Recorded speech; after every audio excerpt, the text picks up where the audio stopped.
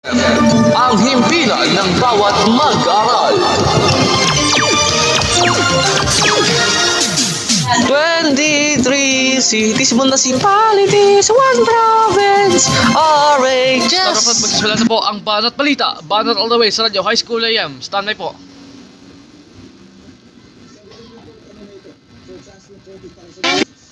Ito ang Banat Balita sa Radyo High School AM. Radyo High School AM. Magandang hapon po, kayo po yung nakinig na sa palatunang Banat Balita, Banat all the way sa Radyo High School AM. Kasama ang inyong lingkod, Arkin Juan David Kubeaon, Babanatan, Hawaxers, Bashers at iba pa. Okay, meron tayong isang rematch banatan. Ang isa di umano unauthorized na unauthorized na nagpapanggap na Hawax busting community ng Pilipinas at nagbe-mention pa di umano sa mga official ito kahit unauthorized naman at tinanggal pa ako sa kanilang grupo. Grabe talaga yan.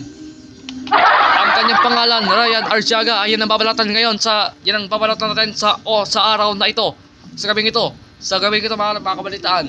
Eto, tinanggal ako sa Hawax Busting Community GP ng Facebook ng walang dahilan at dahil daw kinampihan ko daw yung isa sa mga kakampi nila. Ayan.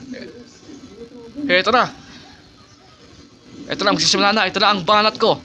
Hoy, Ryan Arciaga, tigilan mo ang akusasyon mo sa akin. Puro daw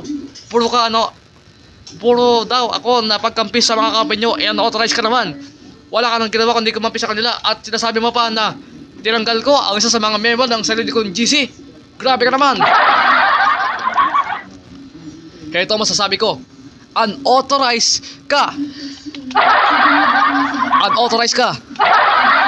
Isa pa, unauthorized ka.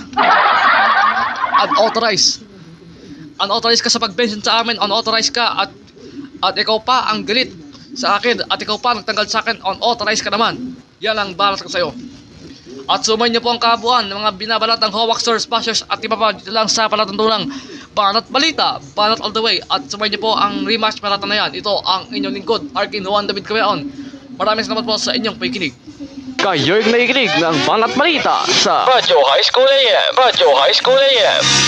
Ang oras po ay 3 minuto na makalipas ng alas 6 ng gabi. Internet radio na, live pa